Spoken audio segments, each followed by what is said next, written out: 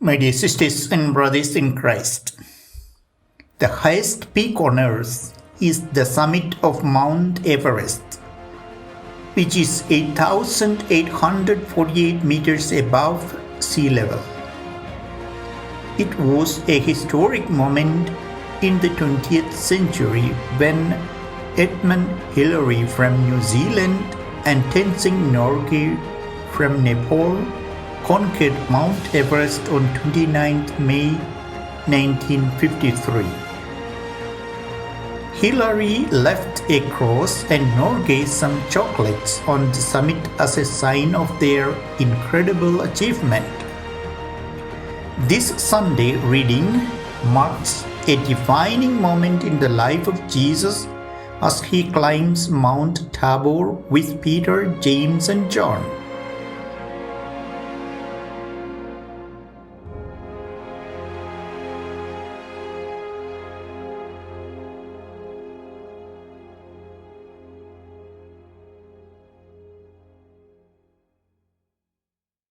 Now, this small mountain in the Holy Land is famously known as the Mount of Transfiguration. The Franciscans have a church on the top of the mountain known as the Church of the Transfiguration.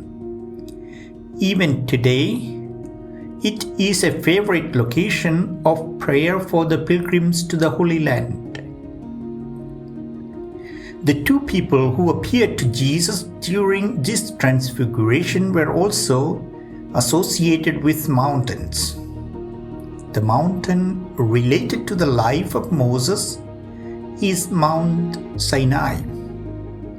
Here he spent 40 days in prayer and fasting before receiving the Ten Commandments.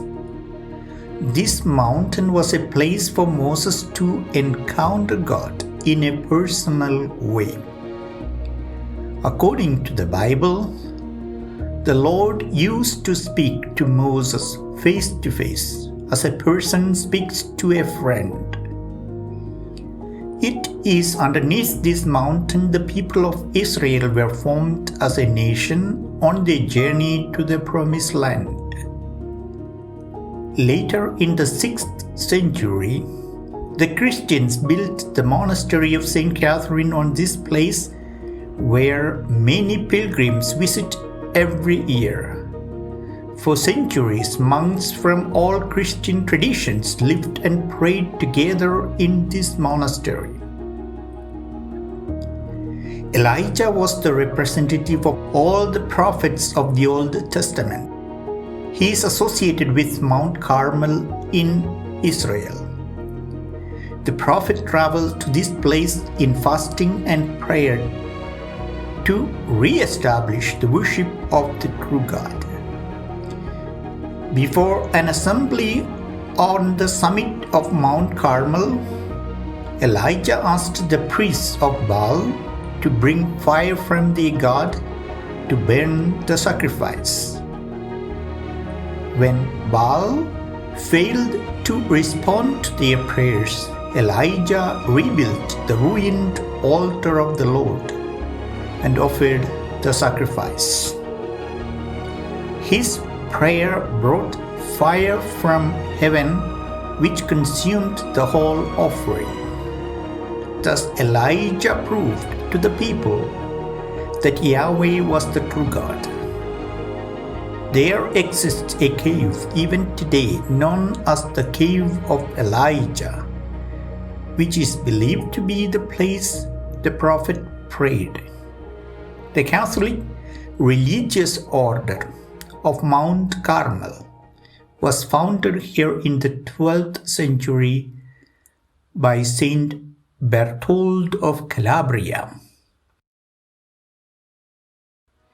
My dear sisters and brothers in Christ, the Feast of Transfiguration invites us to climb the mountain with Jesus. Like Jesus, Moses, and Elijah, we should also be willing to climb the mountain of prayer for a personal encounter with God. Just like heaven opened during the time of Jesus' prayer in the mountain, we should be able to open the doors of heaven through our prayers. Climbing this mountain is not always easy. It needs discipline, patience, and sometimes intense training. But in the end, it is worth the effort because we also will become the beloved children of God.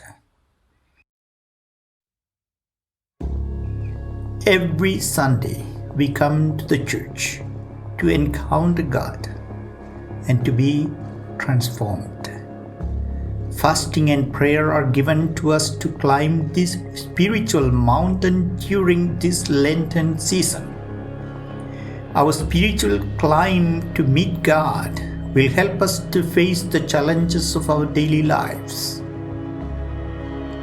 Even though Moses and Elijah were taken up at the end, Jesus remained with the disciples. In the same way, Jesus remains with us, especially in the difficult moments of our lives. Let us try to climb the mountain through prayer to meet Jesus and to be transformed into the image and likeness of our loving God.